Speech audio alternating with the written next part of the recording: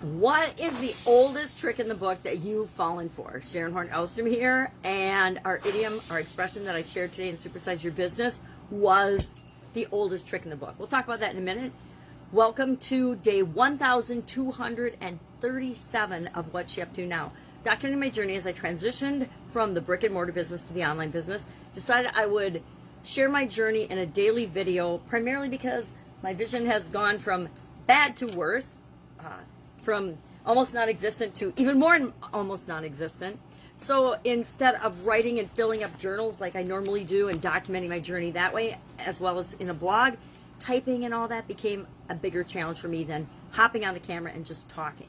So I share my journey as I transition from the brick and mortar world to the online world, coming from over a quarter century in corporate America, actually working for some of the most amazing corporations on the world, some of the biggest companies on the planet, as well as a huge family-owned organization that was sold and merged and acquired several times, and a lot of different other businesses and industries. So corporate career, but on top of that, I had my own businesses throughout my entire career. I'm trying to think. It was actually my first job out of college, and I had businesses before that, but my first job out of college, I got involved in a business that I ran on the side for 35 plus years, and went and worked in that primarily in 2003. Oh my gosh, it's been a long time. And then as part of my divorce, divested myself of that business and all my others that I was doing with my ex-husband, and went on a journey to say, okay, I'm old. I don't want to go back to some of the things I've done before that I've done with my ex-husband for sure, but what do I want to do? I'd always been curious about the online world, so I thought, well, I'm going to hop on. I'm going to see if I can figure this online crazy world out. Millions of people are figuring it out, or hundreds of thousands of people have figured it out, and I like to believe that if they've done it, then I can do it.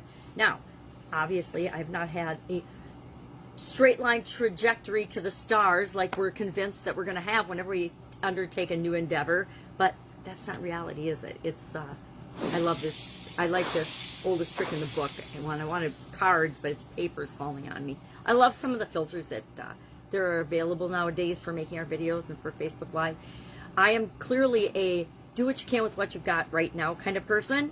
And since this is episode 1,237, and I have yet to have an intro or an outro on it, because I actually take this out and I strip the audio and put it in my podcast, I don't believe in following everyone else's rules on how we do everything. I think we need to take things that we learn, create, and make them our own. So what do I want to say about the oldest trick in the book? I love this idiom and this expression, primarily because I have fallen for so many old tricks throughout my life and my career. I guess you could say that I fell for my ex-husband, and that was one of the oldest tricks in the book. I believed he was someone and something that he isn't at a core level. I thought we had matching core values and things, but apparently there are a couple that we do not share. One of those being fidelity. And I'm like, okay, that's a showstopper rule breaker for me. Other old tricks in the book, and what my question is for you today is, have you fallen for any old tricks in the book? And what were they? I kind of want to make a collection or a list of them, because I was thinking of the ones I just started thinking last night and this morning about some of the ones that I've fallen for. And also, I took it a little further and I said, how many old tricks in the book have I played on myself? Whenever we tell ourselves something that isn't true, or we are let our subconscious override our brain in things that we know to be true in terms of our beliefs, we're playing the oldest trick in the book on ourselves. I think that lies and truth and reality are the oldest trick in my book and in my personal experience. So I'm curious, what is your oldest trick in the book? I mean, I've fallen for some crazy tricks. Fell for my ex-husband, fell for an ex-partner that was, and took him on as a partner that was just a nightmare, despite my intuition, which I didn't listen to. Maybe the oldest trick in the book is that we have intuition, but whenever we don't listen to it, we're destined to have challenges. But I also think that things like flattery, blaming others for something, judging, accusing, doubt, worry, fear, lies, manipulation, tips, tricks, and strategies to manipulate people into doing what you want. Lots of sales and marketing strategies are really manipulative tricks, and a lot of human nature, a lot of how human beings work and the exploitation of that information can be used for good or it can be used for evil. We're seeing it used for evil right now in the world, and it's been being used for evil for a long time. Facts and reality and the truth has been twisted and manipulated for centuries by those who seek power, and we're seeing it right now on a global scale, but especially here in the United States. And it's kind of, it can be really scary if you let it be scary, but I step back and I watch it, and I watch it as if it's just a big game being played out. And I think that there's always this continuous struggle or battle or conflict or clashing of good and evil, right and wrong. And it's why so many movies and so many stories and so many shows and so many tales and so many everything, I mean the whole Bible, right, is about good and evil, because it's an underlying theme of our world, of our universe. And so I think it's interesting to watch it play out. And when you can step back and watch without having a vested interest in the outcome. I know, honestly, we all have a vested interest in the outcome because it determines how comfortable or uncomfortable our life might be going forward. But when you can sit back and just watch and realize that it's you're watching things play out and see how they play out, I think it takes a lot of the stress, doubt, worry, and fear out of it.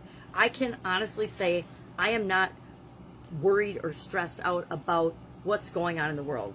I know a lot of people are very frightened.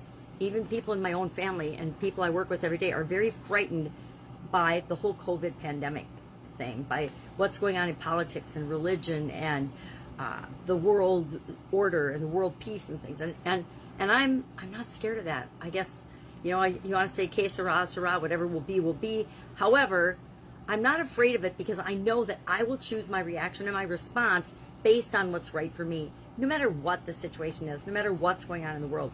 And if we do that, and if we're confident in our ability to make our life work out and to have things work out for us, then there's really nothing to be afraid of. Now, I'm not going to say I'm not afraid of anything, because I'm afraid of stuff, right? I don't like bugs. I don't like bugs in the house. I think they're creepy, crawly, gross. I don't like bugs in the house. I don't mind bugs outside. That's their natural habitat and environment. They can be out there all they want. I just don't want them in the house, ever. I saw an ant the other day, so I'm kind of disturbed about it. Big old carpenter ant must have crawled in. Ugh. Makes my skin crawl. I don't like snakes. Anything that moves that fast without legs kind of creeps me out. I am better about heights. I used to be super duper afraid of heights. Like, I could get up anything high, but it was the getting down that was always a challenge for me. So we're all afraid of things. Being afraid of things is part of our human existence. And it's up to us to challenge those fears and overcome those fears and ask ourselves, I think that we have them to show us that we are capable of so much more than we think we are. We can do, be, and have whatever we want, but only we can make that happen. Nobody can do it for us. No coach, no mentor, no anything can actually create it in our life. They can show us the way. They can be an example. They can give us tips, tricks, and strategies, but it's up to us to do those things, to participate, to take action, to make the choices that are right for us. So, oldest trick in the book. I got a lot out of that particular idiom today. And those are my favorite. The favorite idioms that I cover, and part of why I do it is to keep my mind working, particularly during COVID, where everything was up in the air and changing. I needed something every day that I could focus on that gave me a little teeny sense of, I want to say routine. Gave me a little bit of routine, something that I was going to do every day to keep moving forward, to keep taking action at a time when, guess what? My natural inclination was to curl up in a little ball under a blanket and wait till it was over. How many of us feel that way about a lot of things in our life? But we know that just because that's our initial response and triggered response doesn't mean it's the best response for us. And so I knew early on, like before even the pandemic started, but for sure when all the craziness started, that I had to have a way of doing something every day to keep moving me toward my goals and objectives. So that's what I do. That's why I do content creation. That's why I do videos. That's why I share some of the stuff I've learned over all my many, many years of existence here on the planet. So our annual challenge, speaking of sharing, this is the 4th year in a row now that I've done an annual challenge, and this year's is the All About You 365-day challenge to do one thing every day that centers you. And by centering, and I needed this for some reason, 2020, as much as I kept moving forward, it took a toll on me emotionally. And I'm like, okay, I've been working on this stuff for well over a decade. So if it's niggling away and chipping away at me and how I feel about things, I need to go back and get more centered. I need to get focused and figure out what's important for me, what makes me tick, what works, what doesn't work for me, and make sure I'm moving forward in those things, not in things that are important to other people. So last year was do one fun thing every day, and that was perfect with my granddaughter, who now just graduated from kindergarten and will be going to first grade next year.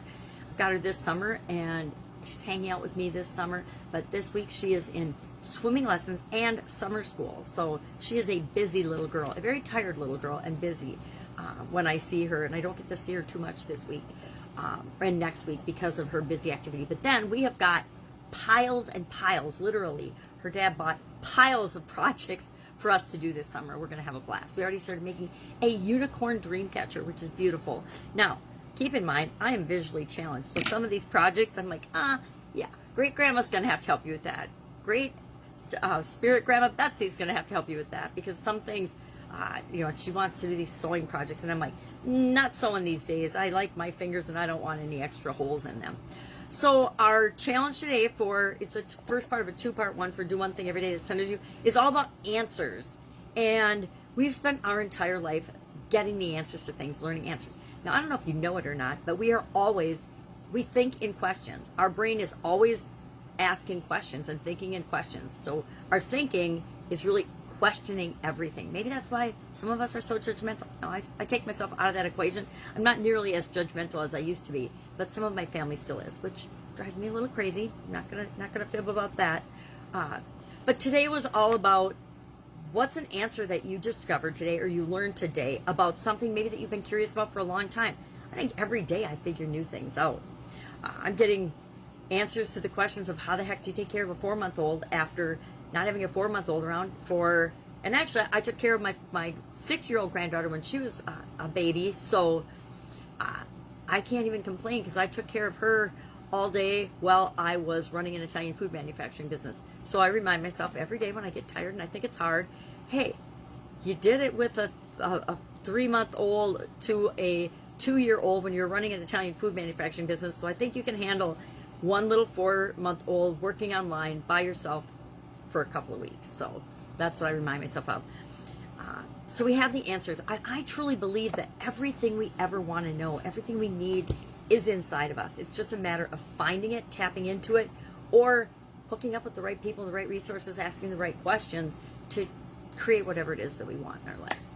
So speaking of 4-month-olds, she's going to wake up on me any second now. I really lucked out. I've got a system now where she sleeps a good chunk of time at night. Then I get her up in the morning, change her diaper, feed her a bottle, and she goes to sleep for another couple hours. Maybe don't tell her mom, but I'm telling her mom. They're tracking it on an app called Nara Baby, so they know as long as I remember to put it in. They know what's going on with her with diaper changes, feeding, sleep. Except for I turned the timer on yesterday, and my daughter messaged me, has the baby really been sleeping 18 hours? I'm like, obviously not, but I don't always remember to go into the app and turn it on and off every time I do a diaper change. I'm sure I've missed a diaper change here and there, but, I'm just one person. You do the best you can with what you've got right now. And I do like having the app. It's fun because it's a way to communicate with them without having to send them a million messages or a million texts or call them all the time. So they can enjoy their vacation in Alaska, and I can enjoy bonding with my amazing little granddaughter. If I can help you in any way, if you have a question that's just boggling your mind and you're not sure what to do next, ask. I might not know the answer, but I guarantee I can hook you up with a person, place, thing, resource that will get you to your next step so you never have to feel frozen or like you don't know what to do. Because guess what? We always know what to do. We just don't always want to admit that we know what to do to ourselves. Because sometimes what we have to do next is something that we're resisting on a subconscious level for whatever reason. How do I know all this? Been there, done that. That's it. That's all I've got today. Have an absolutely fantastic day. It is summer here in Wisconsin, and I plan on enjoying every little bit of it with a 4-month-old strapped to my chest. Have an awesome day, and I'll, of course, be with you tomorrow. Bye.